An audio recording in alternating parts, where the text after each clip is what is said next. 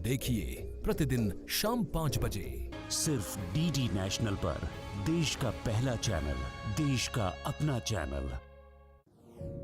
Northeastern region is a mosaic of cultures of many tribes and sub-tribes with distinct dialects as well as customary and traditional practices. Each state is a traveler paradise with picturesque hills and green meadows that shelters thousands of flora and fauna.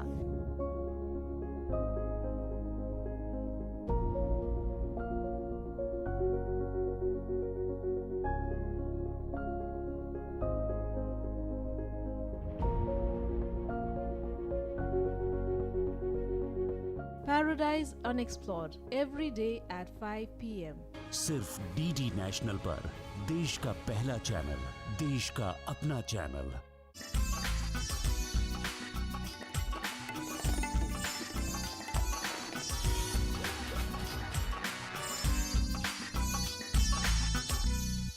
आदाब नाजरीन, रंग तरंग में आप सभी का बेहद खैर मकदम है।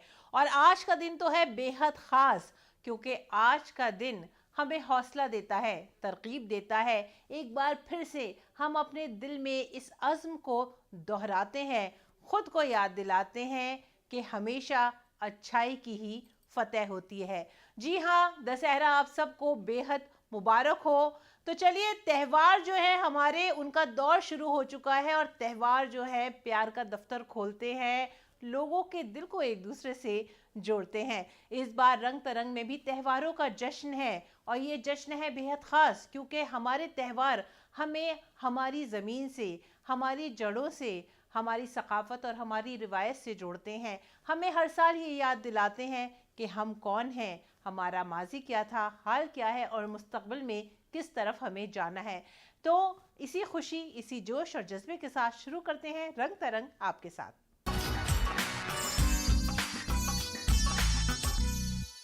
शक्ति संसार के कण कण में बसी हुई है।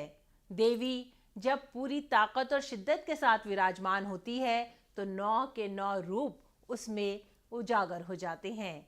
और इन रूपों में सबसे प्यारा रूप है माँ दुर्गा का वो रूप जब वो अपने बच्चों को आशीर्वाद देती है, उनकी मुश्किलों को दूर करती है, उन्हें आगे बढ़ने का हौसला देती है। माँ के इन्हीं रूपों का त्यौहार है नवरात्रि, जिसे बड़ी शिद्दत से पूरी दुनिया में लोग मनाते हैं, पूजा अर्चना करते हैं, अपने दिल की मुरादें माँ के सामने रखते हैं और आशीर्वाद भी पाते हैं। डांडिया की बड़ी ही धूमधाम देखने को मिली इस बार, साथ ही साथ दुर्गा पंडालों की रौनक भी कुछ कम नहीं थी।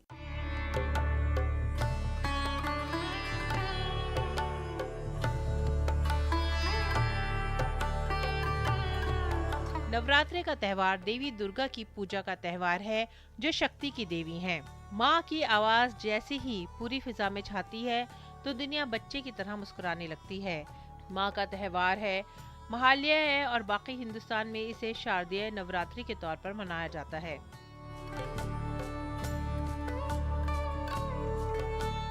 खजा में सारी फितरत सज जाती है और माँ की आमद के लिए तैयार हो जाती है। माँ देवी की आमद के लिए जमीन एक नई रोशनी के साथ तैयार होती है, बेदार होती है और ये तवानाई हमें अच्छी तरह से सजे हुए दुर्गा पंडालों में नजर आती है, जहाँ हर तरफ रौनक है, चहल पहल है, खुशी है और माँ से मिलने का जोश और जज्बा है। माँ को खुश करने के लिए पूजा अर्चना की जाती है। देवी माँ पूरी शान और शौकत के साथ बैठी होती है। गुजरात के गरबा और डांडिया की धूमधाम से भी लोग बहुत जुड़ जाते हैं, क्योंकि माँ का ये त्यौहार पूरे मुल्क में ही अलग अलग अंदाज में मनाया जाता है। चाहे दुर्गा पूजा के पंडाल हो या डांडिया की धूम हो, शक्ति की पूजा इन सब का मरकज है। शारदीय नवरात्रि अपने साथ एक नई उम्मीद, एक नई उमंग और जोश लेकर आती है। दुनिया में ख्वाह कितने ही दुख, दर्द, रुकावटें और मुश्किलात हों, ये हमें यकीन दिलाती है कि हमारी माँ हमारे साथ है। माँ का आशीर्वाद हासिल करने के लिए हम सब एक नई खुशी के साथ अपने मकसद की तरफ उमंग से बढ़ते हैं। रंग तरंग डीटी न्यूज़।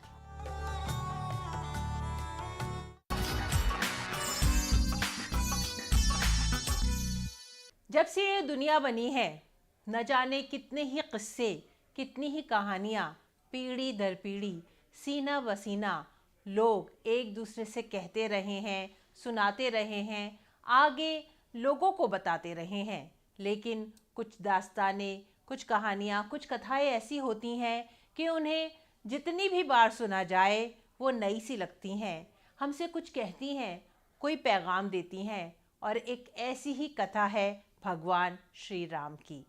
भगवान श्री राम का वनवास, सीता से उनका प्यार, लक्ष्मण की अकीदत, एहतराम और उनका जज्बा, उनकी श्रद्धा, साथ ही साथ रावण का दहन जो अलंबरदार है फतेह का, अच्छाई की जीत का, ये पैगाम देता हुआ कि अंधेरा कितना ही गहरा क्यों ना हो जाए, एक न एक दिन उसे ख़त्म होना ही है। रामायण इस बार बेहद खूबसूरत अंदाज में स्टेज की गई श्री राम सेंटर में आपको लेकर चलते हैं और ख़ूबसूरत सी झलक दिखाते हैं कि किस तरह से सालों से, सदियों से कही आ रही ये कहानी आज भी लोगों के दिल पर कितना असर डालती है।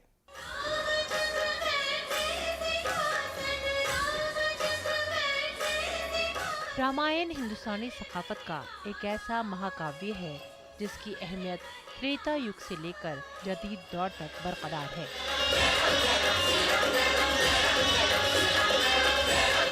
न तो भगवान राम की शान में कोई कमी आई है और न ही बुराई पर अच्छाई की जीत की रिवायत पुरानी हुई है। राम, लक्ष्मण, सीता, हनुमान और रावण न सिर्फ किरदार या हमारे प्यारे देवता और देवी, बल्कि हमारी जिंदगी में तवानाई के मरकज हैं ये सभी किरदार, जिनसे हम कभी हारना नहीं सीखते।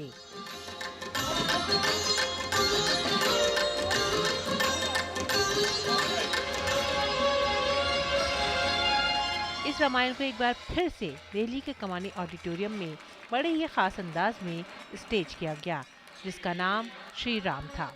श्री राम नाम से रामायण को स्टेज पर दिल्ली के कमानी ऑडिटोरियम में जब पेश किया गया तो फनकारों ने अपनी अदाकारी से भगवान राम की जिंदगी से मुतालिक तमाम अहम वाक़यात को एक बार फिर से जिंदा कर दिया।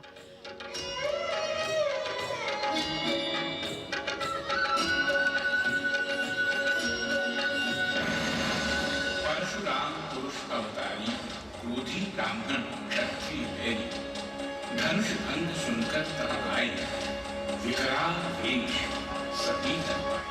इस रामलीला की खासियत यही है कि ये संपूर्ण रामलीला है। ये रामलीला हमारी 2.5 घंटे में ख़त्म हो जाती है। हम लोग लवकुश वाल्मीकि की रामलीला से लेते हैं पार, महानिषाद के उससे, और लवकुश से स्टार्ट होकर लास्ट में राज्याभिषेक तक चलती है। जो आजकल की नारियां हैं उनको सीता से ये सीखना चाहिए कि जो उनमें सहनशीलता थी और अपना निश्चय वो खुद लेती थी, और राम भी जो थे वो उनके उस निश्चय का समर्थन करते थे और उनको बढ़ावा देते थे कि आप अपने निश्चय स्वयं लीजिए।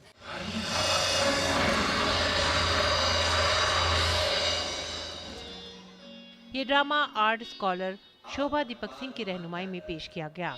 भगवान राम का बचपन हो या उनकी जलावतनी के मनाजिर, उनकी जिंदगी का हर वाकया एक अहम पैगाम देता है।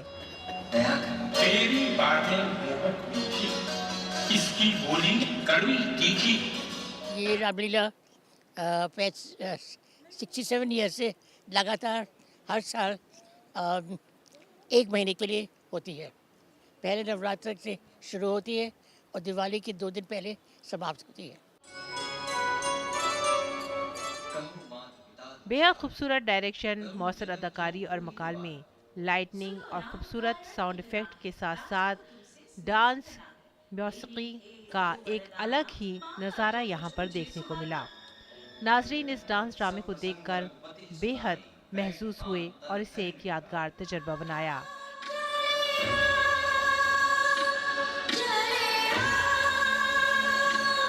रंग तरंग पीटी न्यूज़।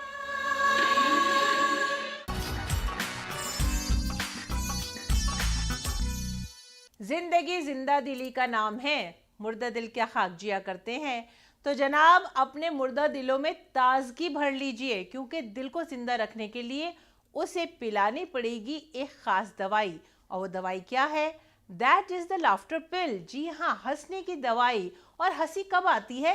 जब आप बेफिक्र होकर बच्चों की तरह जिंदगी को एक बार फिर से ढूंढने की कोशिश करते हैं। तो चलिए आपके साथ आपको ले चलते हैं इस बेहद खास आर्ट कार्निवल में, जहां बच्चे हैं, बूढ़े हैं, नौजवान हैं और मिलकर तजर्बे कर रहे हैं। कभी जादूगरी के कोई नए नए ट्रिक्स सीख रहे हैं तो कभी मिट्टी से खेल रहे हैं, और इसी में आ रही है बेहद हंसी और दिल में भर रही है उमंग।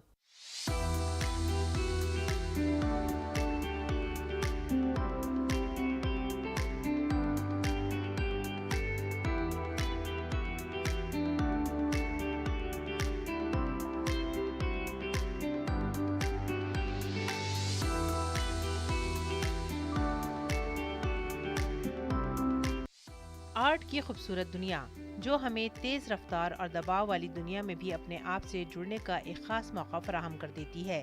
एक बहुत ही खूबसूरत आर्ट कार्निवल जिस पर मबनी है आर्ट की ज़हनी अफादियत और अहमियत।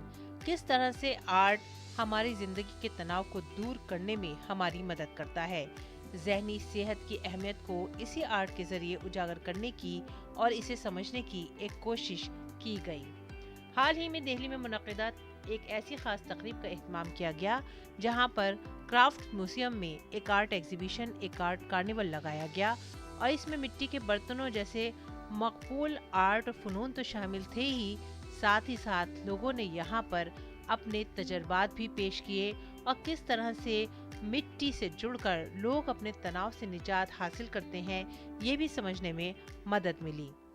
आर्ट में हमारा एक्सप्रेशन निकलता है, और जो भी एक्सप्रेशन है वो कभी कभी सप्रेस होता है, इसी वजह से हम लोग प्रॉब्लम से फेस करते हैं। मेंटल हेल्थ ऐसा है कि इसके बारे में कोई बात नहीं करता है और उसको सब दबा के रखते हैं अपने अंदर। हमें पता ही नहीं होता कि हम बीमार हैं या कुछ प्रॉब्लम है, तो ये कुछ तरीका है बाहर निकालने का। करतबबाजी जैसे मुनफरिद आर्ट यहाँ पर मौजूद थे। ये एक्टिविटीज ऐसी हैं जिसमें खोकर आप जहनी तनाव और भागदौड़ को भूल जाते हैं। दिलचस्प अंदाज को लोगों ने बेहद पसंद किया।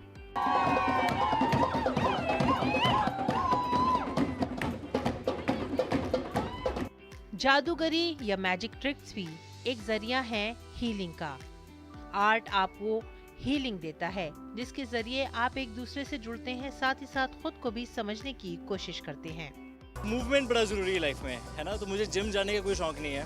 मैं पेड़ों पे चढ़ता हूँ, ठीक है, नंगे पैर भागता हूँ, जगलिंग कर लेता हूँ। मैं रस्सी पे चलता हूँ, मैं रस्सी पे चलते हुए जगलिंग कर लेते हैं। और साथ ही साथ हंसने हंसाने का ये सिलसिला कहीं न कहीं दबाव और तनाव को दूर कर रहा है। ठंडे मिजाज के लोग यहाँ पर हैं और ये एक तरह से तिब्बी मशावरत भी फराहम कर रहा है। इसकी इम्पोर्टेंस इसलिए है क्योंकि मेंटल हेल्थ ऐसी चीज़ है जिसके बारे में हम आजकल बात करना तो शुरू कर चुके हैं, लेकिन उसके बारे में एक्चुअली हम लोगों को इतना पता नहीं है।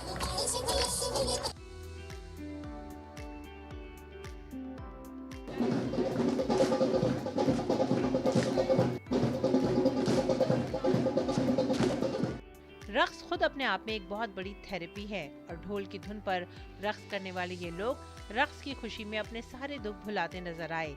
इस फन मेले में बच्चे और बुजुर्ग भी हंसते हुए नजर आ रहे हैं।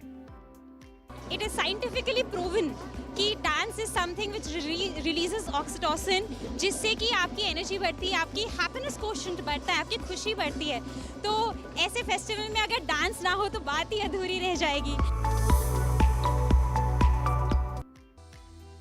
रक्स, मौसीकी, एक साथ हंसना, बोलना और ये तमाम छोटी छोटी एक्टिविटीज हमें जिंदगी के मुश्किल वक्त में भी दोबारा खड़ा होना सिखाती हैं। आज जब पूरी दुनिया जहनी सेहत से मुतालिक मसाइल से दो चार है, तो ऐसे में इस आर्ट कार्निवल की अहमियत और भी बढ़ जाती है। ये कार्निवल लोगों को जीने का सही रास्ता दिखा रहे हैं, जहां हर कोई अपने दुख भुलाकर थोड़ी देर के लिए खुशी के लम्हात अपने दिल में बसा रहा है और अपनी जिंदगी को नए मायने दे रहा है। इस मेले अहम का यही मकसद था, जिसमें कला के जरिए अपने मन को बेहतर बनाने के तरीके ढूंढे गए। कैमरामैन नवीन के साथ डीडी न्यूज़ के लिए रजनी सेन की रिपोर्ट। जिंदगी का साज हो तुम, वक्त की आवाज हो तुम, जो छेड़े सुर तुमने उन सभी का एहसास हो तुम। आज रूबरू में आपकी मुलाकात कराएंगे एक ऐसे नौजवान उभरते हुए फनकार से जिनके हाथों में जादू है। जब उनकी उंगलियां तारों पर पड़ती हैं तो जिंदगी के सुर मचल जाते हैं। तो चलिए मुलाकात करते हैं इस बेहद खास फनकार से।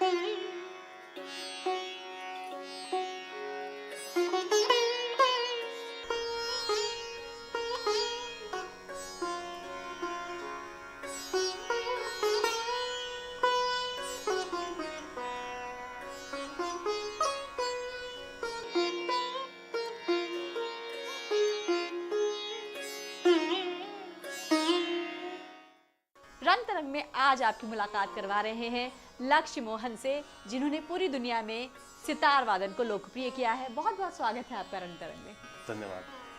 सितार इतना खूबसूरत वाद्य यंत्र जो जी। मन को खुश कर देता है, लेकिन भारतीय शास्त्रीय संगीत में तमाम वाद्य यंत्र मौजूद हैं। आपने सितार को ही क्यों चुना? देखिए, बचपन से हम लोगों ने सितार और सरोद और यहाँ तक कि गायन भी भारतीय शास्त्रीय गायन, ध्रुपद, ख्याल, इन सब चीज़ों का हमें बहुत एक्सपोजर हमें मिला बचपन से। हमारे पिताजी बहुत ही बड़े शौकीन थे और काफ़ी सुनने का उनको शौक़ था।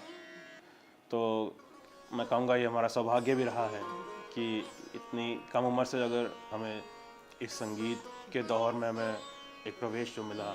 लेकिन घर में कोई संगीतज्ञ नहीं था? जी नहीं, जी हमारे परिवार में कोई और संगीतज्ञ नहीं है। बस संगीत के बहुत प्रेमी हैं। सबसे बड़े बड़े संगीतज्ञों के बारे में लगातार बातचीत होती है। पंडित रविशंकर, उस्ताद अली अकबर खान, पंडित निखिल बैन जी, पंडित भीमसेन जोशी जी, पंडित जसराज जी और जितने भी बड़े बड़े कलाकार हैं। तो गुरु कौन रहे आपके, किससे तालीम हासिल की आपने? जी मैंने सीखा है पंडित उमा शंकर मिश्रा जी से। और उसके बाद हम लोगों ने मैंने और मेरे भाई ने बहुत साल पंडित बलवंत राय वर्मा जी, जो कि पंडित रविशंकर जी के सीनियर मोस्ट डिसाइपल हैं, उनसे सीखा है। और पंडित तेजेंद्र मजूमदार जी से हम लोगों ने सीखा है। और गुंडेचा ब्रदर्स जो हैं वो भी हमारे गुरु रहे हैं। आजकल के जो युवा संगीतकार हैं उन पर अक्सर ये इल्ज़ाम लगता है कि कहीं ना कहीं थोड़ा सा समझौता होता है संगीत की परंपरा के साथ, कहीं ना कहीं युवाओं तक पहुंचने के लिए। आप क्या मानते हैं, आपकी जो ऑडियंस है उस तक जो आपका संगीत पहुंच रहा है वो पूरा पारंपरिक रूप में है कि उसमें कुछ बदलाव आप लोग करते हैं? देखिए, मैं बाकी कलाकारों की तरफ से तो नहीं बोलूँगा, मैं अपनी तरफ से बोलूँगा कि हम लोग जो संगीत पेश कर रहे हैं उसमें कोई कॉम्प्रोमाइज़ नहीं है। हमारी सबसे बड़ी कोशिश यही है, संगीत जो हमने अपने मैयर घराने के जो गुरु लोगों से सीखा है उसको उसी तरह से, जिस तरह से वो पैदा हुआ था, उसी तरह से उसको प्रिजर्व करके रखने का हमारी हमेशा कोशिश रहती है। लेकिन प्रेजेंटेशन में हम लोग थोड़ा सा एक्सपेरिमेंट करते हैं ताकि जो हमारी नई यंग ऑडियंस है उनके लिए थोड़ा सा आसान, उनके लिए थोड़ा, उनके कानों को थोड़ा आसान करने के लिए एक सरल तरीके से वो एक कन्वे करा जाए, जो राग की जो ब्यूटी है, जो एक खूबसूरती है। तो कोई ऐसी खूबसूरत सी रचना क्या एक बार फिर साझा करेंगे हमारे? अभी मैं आपको सुनाऊंगा राग माज खमाज।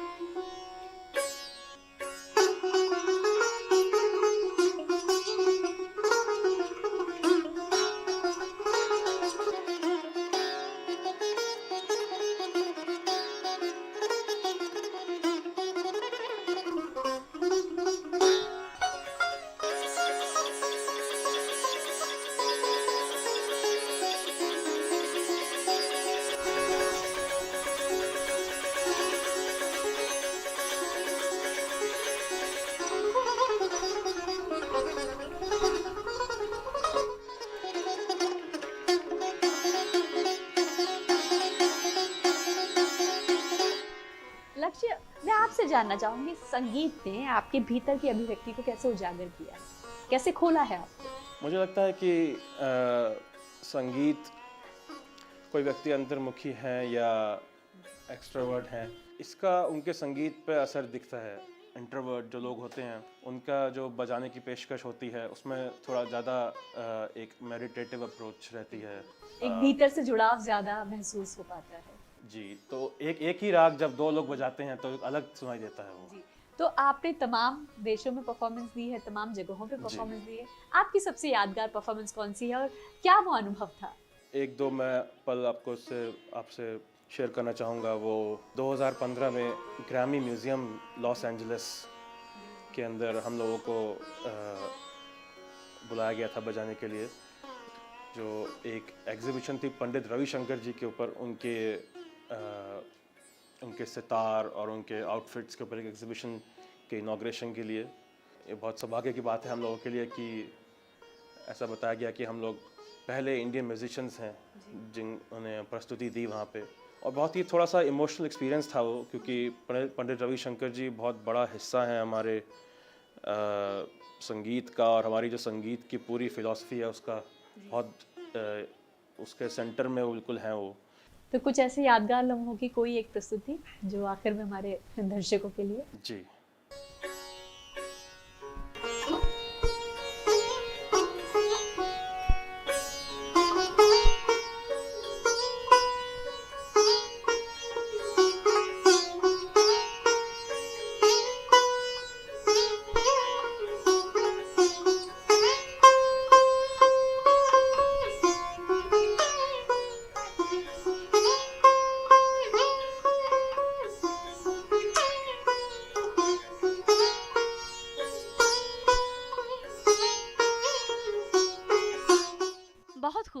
बहुत खूबसूरत।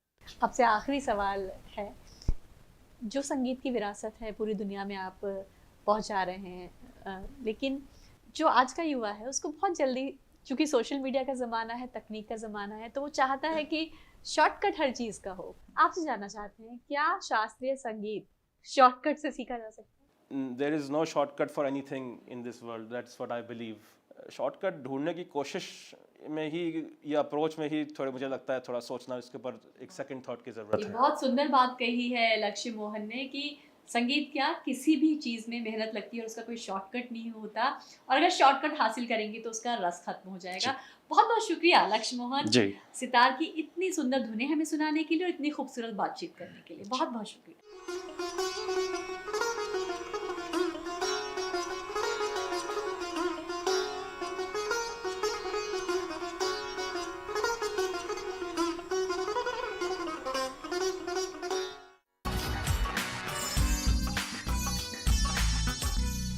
और आइए अब देखते हैं इस बार क्या खास रहा रंग तरंग में।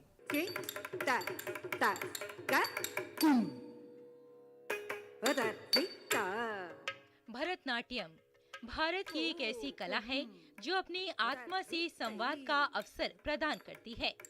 इसी कला में अनुशासन, समर्पण और नम्रता के भाव को बहुत सुंदरता से प्रस्तुत किया जा सकता है।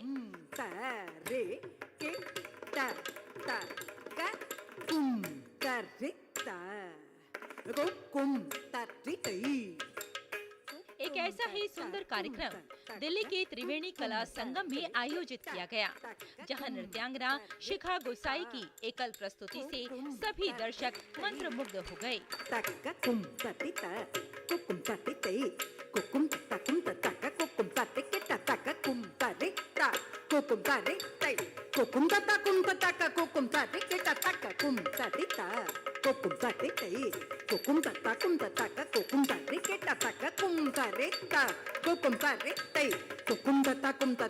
आजकल की जैसे भागदौड़ भरी ज़िंदगी है, तो उसमें ये कला जो है वो मन को काफ़ी सुकून देती है और काफ़ी अच्छा लगता है। काफ़ी लोग अब इस कला की ओर बढ़ रहे हैं, तो ये देख के हमें भी बहुत अच्छा लगता है।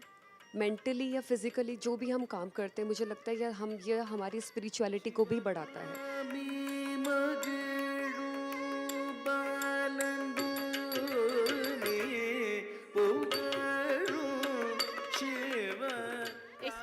संध्या में शिखा गोसाई ने अपनी सशक्त कला कौशल से ये बता दिया कि भरतनाट्यम भारतीय संस्कृति की वो परंपरा है जिसे कभी नजरअंदाज नहीं किया जा सकता।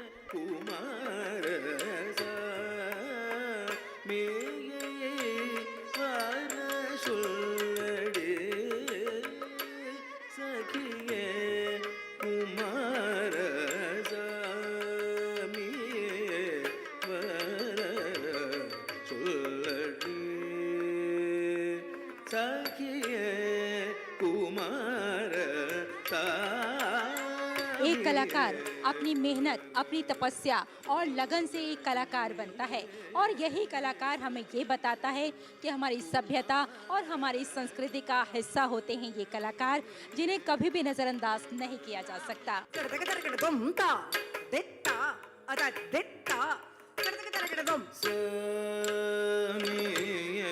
इस कार्यक्रम को शीर्षक दिया गया था अरंगेत्रम।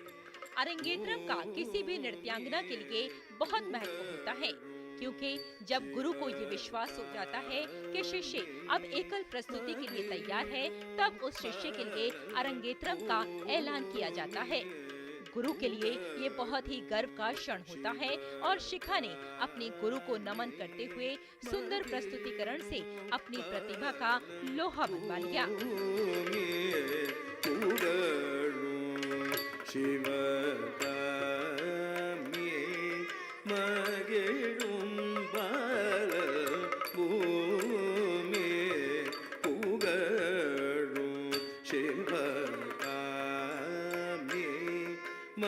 रंग तरंग के लिए रेशमा की रिपोर्ट।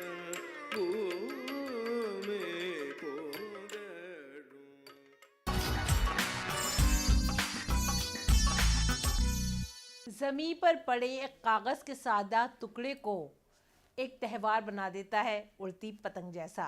त्योहारों की यही खुशी तो भर देती है हमारी जिंदगी के दुखों में भी रंग और हमें आगे बढ़ने का एक बार फिर से हौसला देती है। तो चलिए अगली बार इसी वक्त इसी चैनल पर फिर मिलेंगे आपसे कुछ नए रंगों के साथ, एक नई उमंग और एक नए जज्बे के साथ। तब तक अब हमारी पूरी टीम को दीजिए इजाजत। आदाब।